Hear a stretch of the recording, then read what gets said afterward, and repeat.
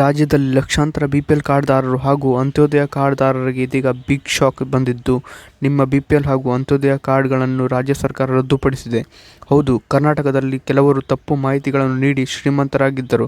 ಸುಳ್ಳು ಮತ್ತು ತಪ್ಪು ದಾಖಲೆಗಳನ್ನು ನೀಡಿ ಜನರು ಬಿಪಿಎಲ್ ಕಾರ್ಡ್ಗಳನ್ನು ಪಡೆದಿದ್ದಾರೆ. ಸ್ನೇಹಿತರೆ, ಬಡವರಿಗೆ ಸಿಗಬೇಕಾದ ಎಲ್ಲ ಸೇವೆ, ಸೌಲಭ್ಯ, ಯೋಜನೆಗಳ ಲಾಭವನ್ನು ಶ್ರೀಮಂತರು ಪಡೆದುಕೊಳ್ಳುತ್ತಿದ್ದಾರೆ. ಈ ರೀತಿ ಕಳ್ಳಾಟ ಆಡಿದವರಿಗೆ ಬ್ರೇಕ್ ಹಾಕುವುದಕ್ಕೆ ಇದೀಗ ರಾಜ್ಯ ಸರ್ಕಾರ ಖಡಕ್ ರೂಲ್ಸ್ ಜಾರಿಗೆ ಮಾಡಿದ್ದು, ಕೆಲವೊಮ್ಮೆ ಸರ್ಕಾರದ ನಿಯಮಗಳನ್ನು ತೆಗೆದುಕೊಳ್ಳದೆಯೂ ಕೆಲವರು ಮುಗ್ಧರು ಕಾರ್ಡ್ಗಳನ್ನು ಪಡೆದುಕೊಂಡು ತಪ್ಪು ಮಾಡಿರುವ ಸಾಧ್ಯತೆ ಸಹ ಇದ್ದು, ಇದೀಗ ರಾಜ್ಯ ಆಹಾರ ಇಲಾಖೆ ಈ ರೀತಿ ಕಾರ್ಡ್ಗಳನ್ನು ಪರಿಶೀಲನೆ ಮಾಡಿ ಒಟ್ಟು 22 ಲಕ್ಷಕ್ಕೂ ಹೆಚ್ಚು ಬಿಪಿಎಲ್ ಮತ್ತು ಅಂತ್ಯೋದಯ ಕಾರ್ಡ್ಗಳನ್ನು ಅಂದರೆ ಅರ್ಹವಲ್ಲದ ಕಾರ್ಡ್ಗಳನ್ನು ಪರಿಶೀಲಿಸಿ ರದ್ದುಪಡಿಸಿದೆ. ಈಗಾಗಲೇ ಬಿಪಿಎಲ್ ಮತ್ತು ಅಂತ್ಯೋದಯ ಕಾರ್ಡ್ ರದ್ದುಪಡಿಸಲಾಗಿರುವ ಅನರ್ಹ ಕುಟುಂಬಗಳ ಲಿಸ್ಟ್ ಬಿಡುಗಡೆ ಮಾಡಲಾಗಿದ್ದು, ಬಿಪಿಎಲ್ ಮತ್ತು ಅಂತ್ಯೋದಯ ಕಾರ್ಡ್ದಾರರ ಸಾಲ, ಟ್ಯಾಕ್ಸ್ ಪಾವತಿ ಹಾಗೂ ವಾರ್ಷಿಕ ವರಮಾನ ಸೇರಿದಂತೆ ಕೆಲವು ದಾಖಲಾತಿಗಳನ್ನು ಇದೀಗ ಸರ್ಕಾರವು ಪರಿಗಣಿಸಿ ಈ ನಿರ್ಧಾರ ತೆಗೆದುಕೊಂಡಿದೆ.